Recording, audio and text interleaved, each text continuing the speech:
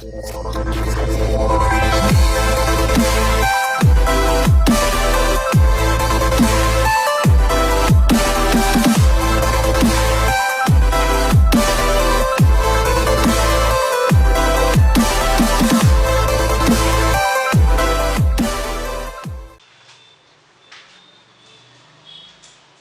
Friends, welcome to Gaurav economic classes. Friends, स्वागत है आपको गौरव इकोनॉमिक क्लासेस चैनल में। Today we learn about poverty. जो क्लास 11th में टॉपिक है पॉवर्टी, उसके बारे में आज हम लोग पढ़ेंगे। ठीक है, तो फ्रेंड्स, एक आपको गुड न्यूज़ देनी थी कि हम लोग 1000 सब्सक्राइब हो चुके हैं। और very very thank you for those students who have subscribed our channel, those who have liked, those who have also liked the video and those who have commented.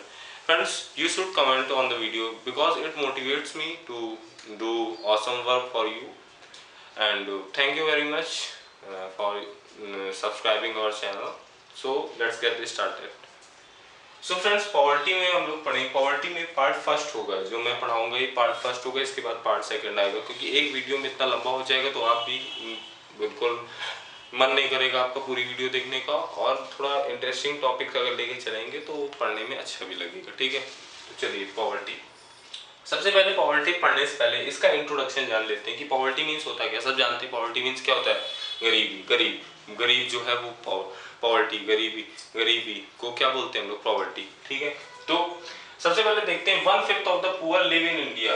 1/5 of the जो poor population है, 1/5 of the जो world की जैसे 100% population है, तो 1/5 उसके जो लोग हैं वो इंडिया में लाई करते हैं और वो पुअर है। ठीक है, poverty is a situation that people want to escape. भाई सब जानते हैं कि पॉवर्टी एक ऐसी सिचुएशन है जिससे लोग भागना चाहते हैं, दूर हटना चाहते हैं। भाई हर कोई गरीब रहना चाहते हैं। कि आप गरीब रहना चाहते हैं, मैं गरीब रहना चाहता हूँ, नहीं गरीब रहना चाहते हैं। गरीब क्यों नहीं रहना चाहते, पुअर क्यों नहीं रहना चाहते, इसलिए नहीं रहना चाहते कि अगर हम गरीब रहेंगे तो हमारे बेसिक नीड्स हम फुलफिल नहीं कर पाएंगे। बेसिक नीड्स क्या है, फूड, शेल्टर, हाउस, ये सब। ठीक है, तो क्लोथिंग, फूड, शेल्टर, तो इन सब बेसिक नीड्स को फुलफिल करने के लिए हमें पॉवर्टी से भागना पड़ेगा, गरीबी से भागना पड़ता है। तो यही हम लोग पढ़ेंगे कि पुअर कौन होते हैं। पुअर जैसे कुछ सर्टेन इनकम है, तो सर्टेन इनकम है तो वो जो पीपल है वो किस में आ रहा है, रिच में आता है कि पुअर में आ रहा है। ठीक है, और इन सब चीज़ों के बारे में पढ़ेंगे। जैसे पुअर कैसे आइडेंटिफाई कर रहे हैं कि हम ये लड़का पुअर है, ये लड़का पुअर नहीं है। अब मैं हूँ, अच्छे कपड़े पहने हूँ, मैं आ रहा हूँ बिल्कुल बाइक से वगैरह से आ रहा हूँ, तो मुझे कोई पुअर नहीं कहेगा। बट अगर दूसरी साइड देखें तो अगर एक बच्चा रास्ते कोई कटोरी लिए अब बैगिंग कर रहा है, भीख मांग रहा है, बेगिंग कर रहा है, तो उससे मैं कहूँगा कि पुअर है, क्योंकि वो उसके पास इवन फूड, क्लोथ नहीं है अपने नीड्स को सेटिस्फाई करने के लिए। अपना जो एक डे टू डे एक्टिविटीज़ को फुलफिल करने के लिए उसके पास मनी नहीं है, तो इसलिए वो बेगिंग कर रहा है। ठीक है, तो पॉवर्टी का अगर ये तो एक सिंपल हुआ। ठीक है, अब दूसरा पॉइंट हम देख सकते हैं, जैसे उसकी लेवल ऑफ इनकम क्या है। लेवल ऑफ इनकम अगर अच्छी होगी तो हम कहेंगे वो पुअर नहीं है। अगर लेवल ऑफ इनकम बेकार होगी तो हम कहेंगे वो पुअर है। ठीक है, थर्ड पॉइंट अगर देखा जाए तो बोल सकते हैं कि कंजप्शन क्या है उसका, हाउसिंग, हाउस कहाँ रहता है, ये सब। तो ये सब चीज़ें अफेक्ट करती हैं कि ये सब चीज़ें देखिए पता नहीं चल जाता है। जैसे बहुत बच्चे जो होशियार होता है तो वो टेस्ट वगैरह में पता चल जाता है कि हाँ जो गुड मार्क्स स्कोर कर रहा है, हाँ ये भाई फाइनल में तो अच्छा मार्क्स स्कोर करेगा। ठीक है, तो ऐसे ही पुअर जो पीपल होते हैं तो वो अलग ही से देखने में लग जाते हैं कि हाँ ये पुअर हैं, ये मतलब सेटिस्फाई, इनकी बेसिक नीड्स नहीं सेटिस्फाई कर पा रहे हैं। ठीक है, तो इन सब चीज़ों के बारे में हम लोग पढ़ेंगे। ठीक है, थर्ड है the successive 5-year plan lead. अभी मैंने 5-year प्लान पढ़ाया था, तो 5-year प्लान में सबसे ज़्यादा एम्फेसिस, सबसे ज़्यादा लेट फोकस सबसे ज़्यादा करा गया था पुअर में, कि पुअर का अपलिफ्टमेंट हो जब होगा पुअर का, मतलब और अच्छे से मतलब इनको बेटर करा जा सके। कि क्योंकि इंडिया के टाइम जब इंडिपेंडेंस हुई थी तो आप तो जानते हैं कि ब्रिटिश ने हमारे कंट्री में पूरा जो रिसोर्सेज थे उनको अच्छे से यूटिलाइज करा और अच्छे से अपनी कंट्री में ले गए। ठीक है, तो अब जो रिसोर्सेज हैं वो तो भाई लिमिटेड है, अनलिमिटेड तो है नहीं। तो जब रिसोर्सेज यहाँ से चले गए तो यहाँ भाई बिल्कुल कुछ था ही नहीं। ठीक है, तो उस चीज़ में फिर बहुत ज़्यादा प्रॉब्लम हुई। जो हमारे इकोनॉमिक्स थे उन्होंने ऐसी पॉलिसीज़, कई सारे गवर्नमेंट ने कई सारी योजनाएं भी हम लोग पढ़ेंगे जो अपलिफ्टमेंट ऑफ पुअर के लिए करी गई। ठीक है, तो ये तीन जो पॉइंट है ये इंट्रोडक्शन है, एक अगर तरीके से बात करें तो इंट्रोडक्शन है किसका, पॉवर्टी का। इसके बाद हम लोग पढ़ेंगे how poor people are identified, हम लोग पुअर पीपल को कैसे पहचानेंगे। पहचानना क्या है कि वही जो मैंने बात बताई उसको और डिटेल में हम लोग इंग्लिश में पढ़ेंगे, ताकि आप लोग पेपर में हिंदी में तो पढ़ना नहीं। अब देखिए जो मैं पढ़ाता हूँ यहाँ, मैं कोशिश करता हूँ कि पूरा पूरा टॉपिक एक एक पॉइंट में लेने की कोशिश करूँ। अगर बाई चांस भी कोई छूट जाता है तो जैसे मैंने यहाँ पढ़ा तो आप अपनी बुक से जरूर पढ़िए, और बुक से जरूर पढ़िए, और फिर मैंने आपको नंबर भी दे रखा है अपना, नहीं दे रखा है तो 9044852463, इसमें आप स्क्रीनशॉट भेज दीजिए मुझे, जो नहीं समझ में आ रहा है वो मैं बता दूंगा।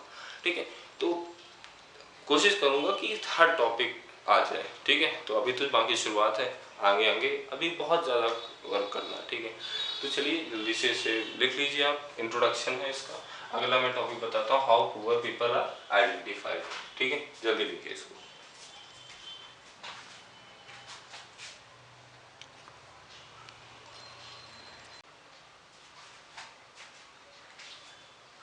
Who are the poor, poor कौन है, पुअर मैं हूँ, पुअर आप है, पुअर कोई भी हो सकता है। अब हम लोग पढ़ेंगे कि अभी तो हम लोगों ने इंट्रोडक्शन का पढ़ा था कि पुअर का इंट्रोडक्शन पॉवर्टी चैप्टर का क्या है। अब हम लोग पढ़ेंगे पुअर, गरीब कौन है। अब आपने जैसे इंडिपेंडेंस के टाइम क्या हुआ था कि मोस्टली क्या होता है कि रूरल एरियाज में, रूरल और अर्बन एरियाज, रूरल मीन्स जो गांव साइड होते हैं और अर्बन एरियाज जो टाउन शहर टाइप का। ठीक है, तो मोस्टली जो पुअर पॉपुलेशन रूरल एरियाज में लाई करती है।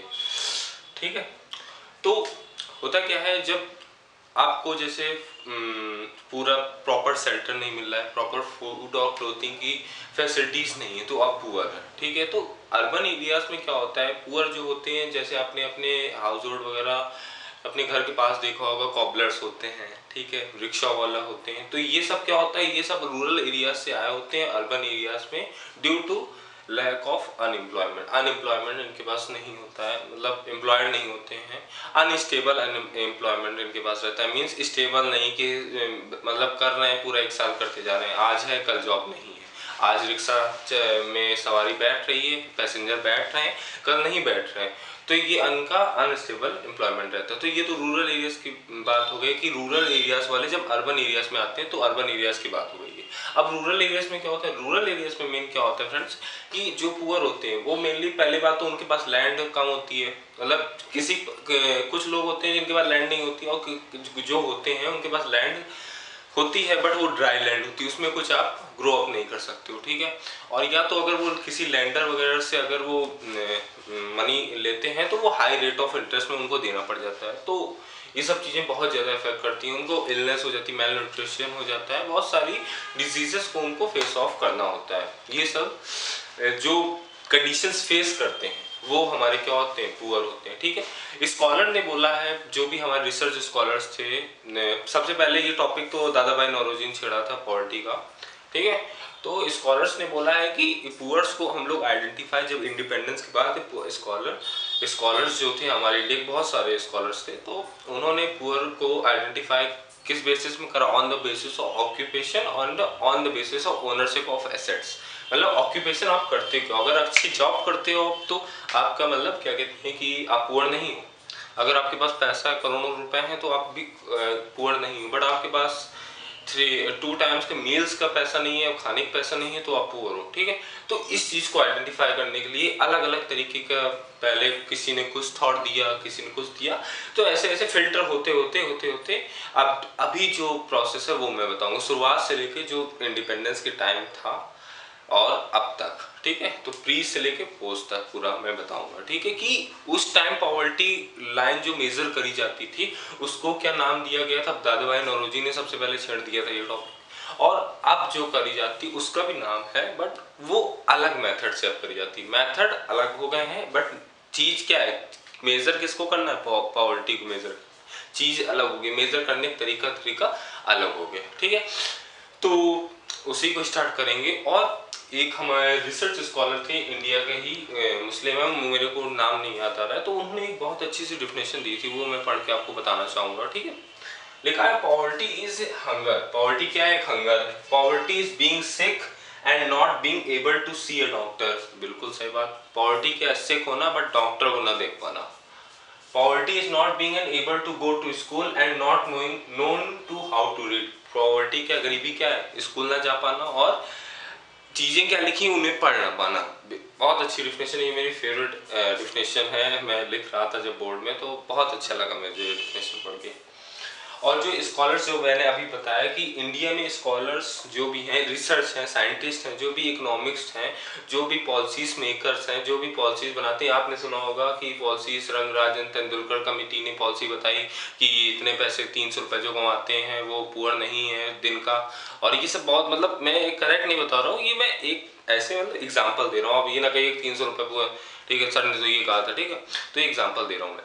तो ऐसे ये पॉलिसीज मेकर हैं, तो ये सब चीज़ें भाई, आप पॉलिसीज मेकर तो चलते तो रहते नहीं कि पैदल चल रहे हैं, हाँ ये घर पुअर है, ये घर पुअर है, ये घर पुअर है, ऐसे थोड़ी देख के होता है। पूरी वो पॉलिसी मेक करते हैं। पॉलिसी कैसे मेक करते हैं, सबका जो इनकम है वो सब कैलकुलेट करते हैं और पूरा स्टैंडर्ड ऑफ लिविंग चेंज करके एक वो डिसाइड कर देते हैं यूनिट की, हाँ जितने, अगर 400 रुपये आप पर डेली कोई कमाता है, 400 रुपये या मंथली कोई कमाता है तो पुअर नहीं है, ऐसे एक सर्टेन डिसाइड कर दिया। आप वो थोड़ी ना, अगर रिक्शा साइकिल चल रहा है, हाँ ये घर बेकार लग रहा है ये पुअर है, ये घर बेकार है ये पुअर है, ये घर बेकार, ऐसे नहीं वो तो फिर मतलब ये प्रोसेस नहीं है भाई। बहुत सारे घर हैं, इतना इंडियन पॉपुलेशन, सेकंड पॉपुलेशन, तो ऐसे तो पॉलिसी मेकर बेचारे उनके पूरा वो निकल जाएगा, उनका ईयर 2-3 ईयर्स ऐसे ही निकल जाएंगे उनके, ठीक है।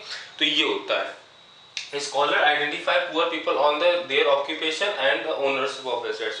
स्कॉलर कैसे आइडेंटिफाई करते हैं पुअर को, on the basis of ownership. अगर कुछ काम नहीं कर रहे हो आप तो पुअर हो। आप काम ये नहीं कर रहे हो कि जैसे आपका काम करने का मन नहीं तो आप पुअर नहीं हो। बट जैसे रूरल एरियाज में आप जानते हो तो मनरेगा, आपने नाम सुना होगा। मनरेगा में क्या होता था, मनरेगा में 365 डेज होते हैं, 365 डेज होते हैं, तो उसमें 100 दिन की गारंटी ली गई थी, 100 डेज की गारंटी ली गई थी कि 100 डेज रूरल एरियाज में जो पीपल हैं उनको वर्क करना है, ठीक है। ऐसे ही बहुत सारी योजनाएं लॉन्च करी गई थी। 2006 समथिंग में मनरेगा लॉन्च हुई थी, ठीक है। उसका ओरिजिनल नेम तो 2002 में आ गया था, बट 2006 में फिर उसे नेम करा गया। अब क्या होता है, जो वुमेन्स होती हैं रूरल एरियाज में उनको बहुत बैडली तरीके से ट्रीट करा जाता है। मतलब उनका जब प्रेग्नेंट टाइम होता है, प्रेग्नेंट होते हैं वो लोग, तो उनको अच्छे से इल हेल्थ होती है, उनको अच्छे से फूड वगैरह प्रोवाइड नहीं कर पाते हैं।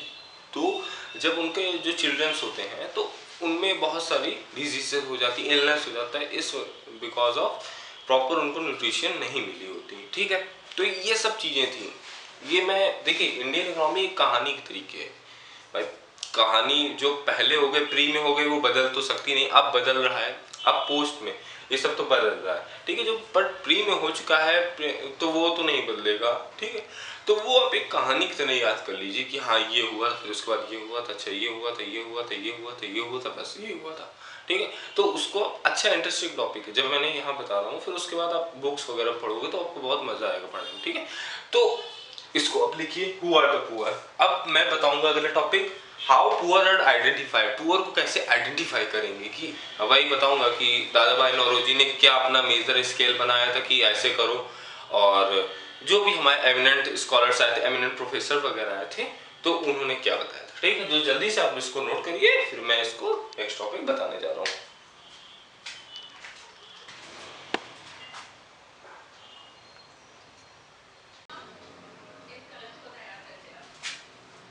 सो फ्रेंड्स, हम लोग अब पढ़ेंगे how are poor people identified.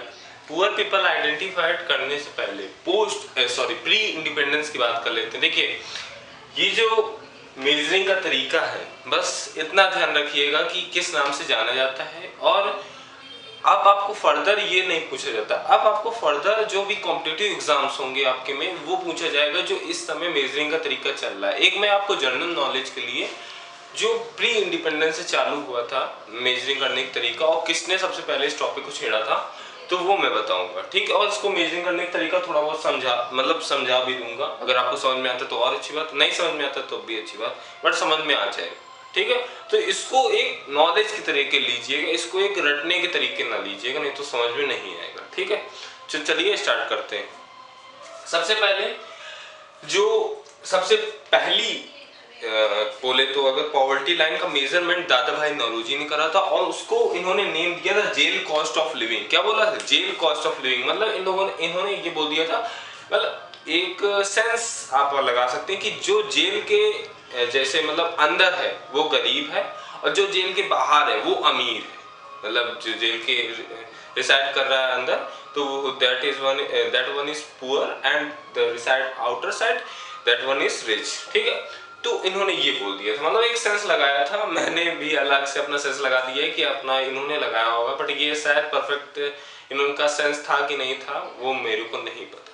ठीक है, तो सबसे पहले इन्होंने एक टेबल बना दी थी, कई सारे इसमें कॉलम बना दिए थे। पहला कॉलम था billionaire, Millionaire, very rich, the very rich, the rich, upper middle class, not so poor. यहाँ तक के जो सारे लोग थे वो मतलब पुअर लाइन में नहीं आते थे। और फिर इसके बाद एक इन्होंने लाइन बना दी थी, एक मोटी सी लाइन, ये poor, very poor, absolutely poor. मतलब ये जो तीनों थे ये बहुत ज्यादा पुअर थे, एब्सोल्युटली पुअर। इन्होंने मेजरिंग का एक स्केल बना दिया था, जैसे हम लोगों का मेजरमेंट करने का तरीका होता है ना, वैसे इन्होंने एक स्केल बना दिया पॉवर्टी लाइन को मेजर करने के लिए, जेल कॉस्ट ऑफ लिविंग, और उन्होंने ये एक स्केल बना दिया था। ठीक है, तो ये कब कैलकुलेट करी गई थी? इनकी दादा भाई नौरोजी का दिमाग कब लगा था? प्री इंडिपेंडेंस के टाइम इनके दिमाग में घुटपेची हुई थी, तो इन्होंने तब लगा दिया था कि pre independence time jail cost of living मैं निकालूंगा सबसे पहले। ठीक है, तो उन्होंने लिखा दिया। बाद में बहुत सारे लोगों ने निकाला था, स्कॉलर्स बहुत सारे हमारे इंडिया के थे, उन्होंने भी अपना अलग अलग तरीका।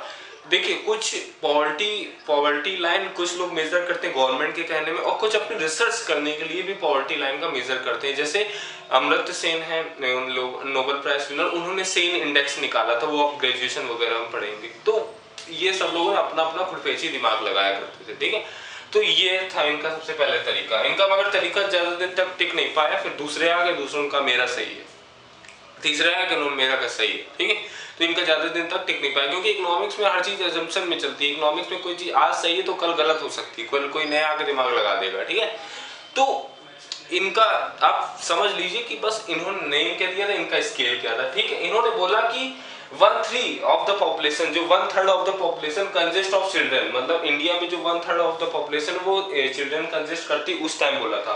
Half of them consumed very little, और उसमें से जो हाफ है वो बहुत कम खाना खाते हैं, और other half consist of half of the adult diet, और अदर जो हाफ है वो अडल्ट डाइट के हाफ का खाते हैं। ठीक है, तो इन्होंने ये बोल दिया था, इन्होंने 3 पॉइंट बोले थे।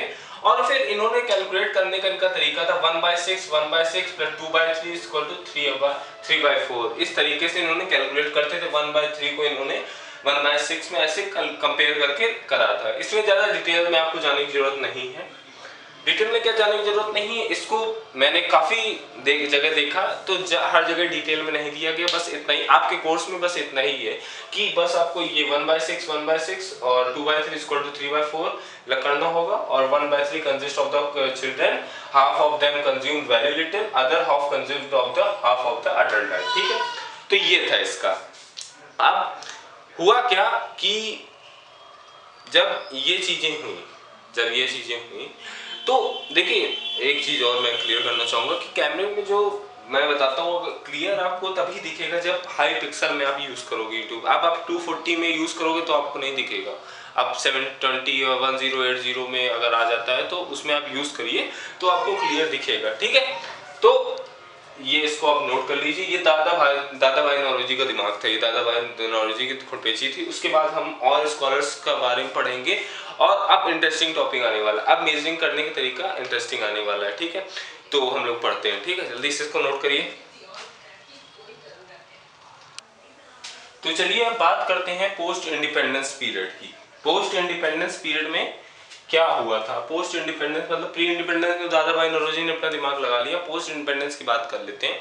ठीक है, तो पोस्ट इंडिपेंडेंस में सबसे पहले प्लानिंग कमीशन ऑफ फॉर्म हो गई थी 1950 के बाद। 1950 प्लानिंग कमीशन, जैसे मैंने आपको बताया था, प्लानिंग कमीशन ने अपना वर्क करना चालू कर दिया था। 1950 to 55 ऐसे वर्क करना चालू कर दिया था। तो सबसे पहले 1962 में planning commission form study group. Planning commission ने क्या स्टडी ग्रुप फॉर्म करा, किसके रिगार्डिंग? पॉवर्टी लाइन के रिगार्डिंग। 1979 में उन्होंने एक टास्क फोर्स बनाई on projection of minimum needs and effective consumption needs, और 1989 में एक्सपर्ट ग्रुप बनाया इन्होंने। मतलब हर थोड़े थोड़े टाइम पीरियड बाद ये लोग करते आए हैं। ये तो 10 ईयर्स बाद इन्होंने करा था और ये भी इन्होंने कुछ सर्टेन टाइम पीरियड के बाद करा। ठीक है, तो अब इन लोगों ने, बता रहा हूं मैं कि अब इन लोगों ने क्या करा कि कुछ एक ग्राफ, जैसे आप इसको पहले नोट कर लीजिए फिर मैं और अच्छे से बताता हूं। नोट कर लिया आपने? ठीक है, तो इसको मैं रफ करता हूं। जैसे एक ग्राफ में बनाता हूं, ध्यान से समझिएगा। जैसे ये मैंने ग्राफ बनाया एक्स वाई, ठीक है, ये मैं बता रहा हूं उस टाइम इन लोगों ने कैसे पॉवर्टी को डिफाइन करा था। एक इन्होंने लाइन बना दी थी कि ये जो लाइन है ये पॉवर्टी लाइन है, ये क्या है, पॉवर्टी लाइन है। ठीक है, तो अब इसमें अगर ऑलवेज पुअर लोगों को बताना है कि जो हमेशा पुअर रहते हैं, ऑलवेज पुअर लोगों को अगर इस ग्राफ में बताना है तो कैसे बताएंगे, ऐसे बताएंगे। जैसे ग्राफ हमारा कहां से, ऐसे, ऑलवेज पुअर, ये वो पॉवर्टी लाइन के नीचे लाई कर रहे हैं, ये हमारे क्या है, ऑलवेज पुअर, ये हमारे हमेशा क्या, ऑलवेज पुअर, क्योंकि पॉवर्टी लाइन के नीचे हमेशा लाई कर रहे हैं। ठीक है, अब दूसरा अगर हम केस की बात करते हैं, यूजुअली पुअर, जो कभी कभी पुअर रहते हैं, मतलब कभी उनको अच्छा काम मिल गया तो अरे वाह, तो कभी काम ही नहीं मिला तो बस पढ़े। ठीक है, तो यूजुअली पुअर का ग्राफ बनेगा तो कैसे बनेगा बताइए, ऐसे ऐसे, कभी मतलब देखिए कभी काम मिल गया तो ऊपर, फिर उसके बाद कम नीचे, फिर काम मिल गया तो थोड़ा ऊपर। ठीक है, ये क्या है, यूजुअली पुअर, मतलब यूजुअली पुअर। और हमेशा ध्यान रखिएगा एक बात, ऑलवेज पुअर और यूजुअली पुअर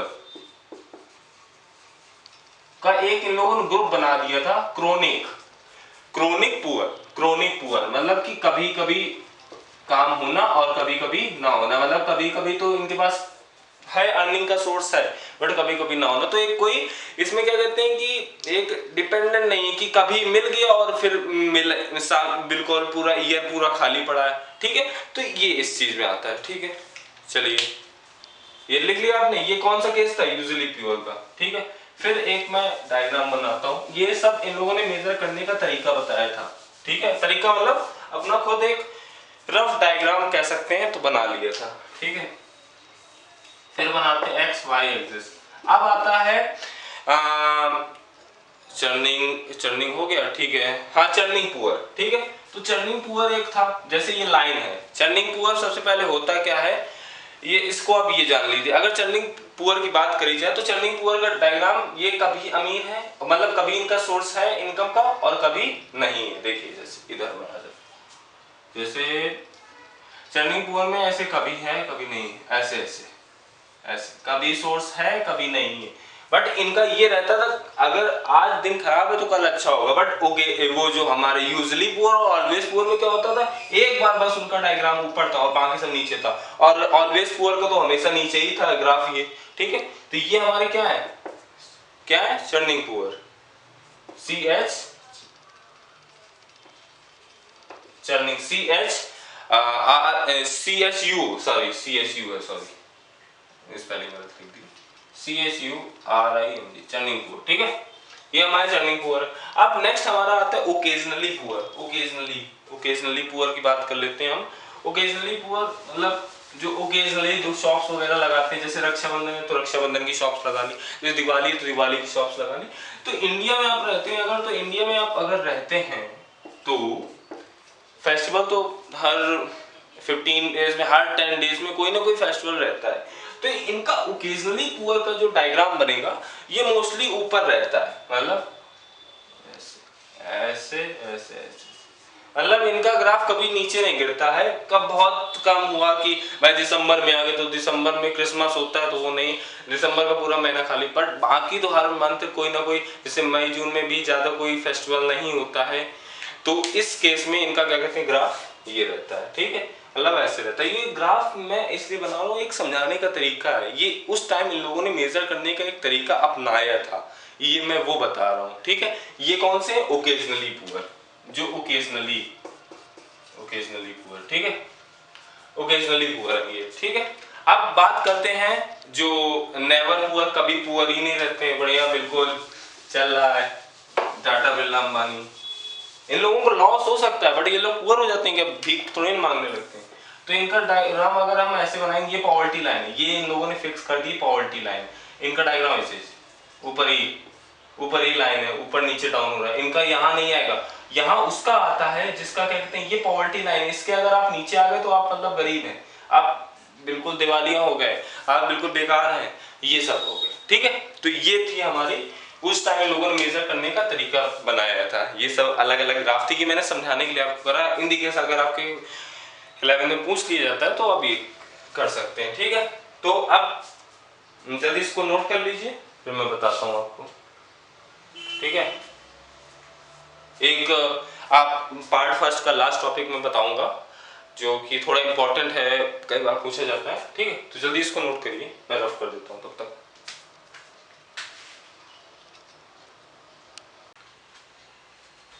अब बात करते हैं जो दो नए तरीके हैं जो इस समय ट्रेंडिंग में भी हैं, इस समय मतलब मोस्टली लोग उसी के बारे में बात करते हैं और काफ़ी आपने सुना भी हो। ठीक, तो चलिए स्टार्ट करते हैं। ये किसी ने डिफाइन नहीं करा, ये पॉलिसीज जो मेकर्स हैं उन्होंने ये एक सर्टेन स्पेसिफिक डिसाइड करी है यूनिट। ठीक है, तो पहला अगर तरीके की बात करें पॉवर्टी लाइन में, पहला मतलब डिसाइड जो करा गया है, बोला गया 24 कैलोरीज इन रूरल एरिया, जो कंजम्पशन करता है 24 calories per day in rural areas में, वो पुअर नहीं है, वो पुअर नहीं है। रूरल एरियाज मतलब गांव साइड। एक बात ध्यान रखिए, गांव साइड है तो अगर ज़्यादा कैलोरीज कंजम्पशन करेगा, और अर्बन एरिया साइड है तो कम कैलोरीज कंजम्पशन करेगा। और 21 calories in urban areas, urban areas में जो है 21 कैलोरीज अगर कंजम्पशन करता है तो वो पुअर नहीं है। अब अगर बात करते हैं 1919 और 2000 के एस्टिमेट में, 2000 में नया चीज आ गई, 1919-2000 में बोला गया था कि 328 जो पर मंथ अर्न करता है रूरल एरियाज में वो गरीब नहीं है, वो पुअर नहीं है। और जो 454 अर्न करता है अर्बन एरियाज में वो भी गरीब नहीं है। जो इससे कम करता है, ये एक लाइन है, ये जो जैसे मैंने ग्राफ बताया था तो ये एक लाइन है, ये 454 लाइन है, इसके नीचे जो होंगे वो गरीब है और इसके ऊपर और इसके बराबर वाले गरीब नहीं है। ठीक है, तो ये दो एस्टिमेट के करने के तरीके थे। ठीक है, तो अब जैसे मैं बात करता हूँ कि ये तो हो गया एस्टिमेट करने का तरीका, ये एस्टिमेट करने का तरीका, और भी बहुत सारे एस्टिमेट करने के तरीके हैं। जैसे आपकी इल हेल्थ है, आपको एजुकेशन नहीं मिल रही है, तब भी आप एक पुअर पॉवर्टी के अंडर लाई करते हो, क्योंकि एजुकेशन नहीं होगी तो फिर जॉब वगैरह के लिए आपको अच्छा सा अर्निंग सोर्स नहीं मिल पाएगा। ठीक है, तो ये सारे बहुत सारे फैक्टर्स हैं जो अफेक्ट करते हैं आपको एक पॉवर्टी लाइन के अंडर आने में। ठीक है, तो ये तो एक एस्टिमेट है, प्लानिंग कमीशन ने दे रखा है with the help of their scholars, इन्होंने डिस्कशन करा अपने स्कॉलर्स से, तो वो उन्होंने दे रखा है। तो ये पार्ट फर्स्ट था। पार्ट फर्स्ट में मैं इतना ही बताऊंगा, उसके पार्ट सेकंड में कई चीज़ें आएंगी।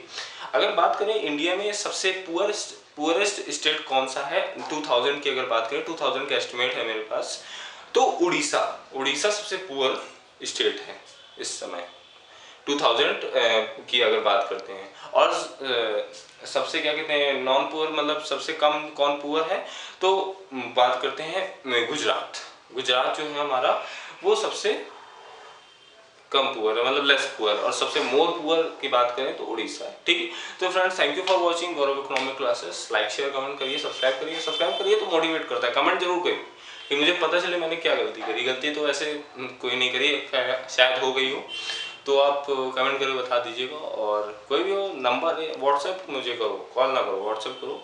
अगर ज़्यादा दिक्कत है तो व्हाट्सएप कर लो। ठीक है, तो देखते रहिए। पार्ट 1 अपना तैयार हो गया है, अपलोड हो जाएगा, पार्ट सेकंड भी अपलोड होगा। ठीक है, तो देखते रहिए। मैं बिल्कुल, चलिए कुछ नहीं कहूँगा, चलिए देखते रहिए, सब्सक्राइब भी कर दीजिएगा। ठीक है, चलिए बाय।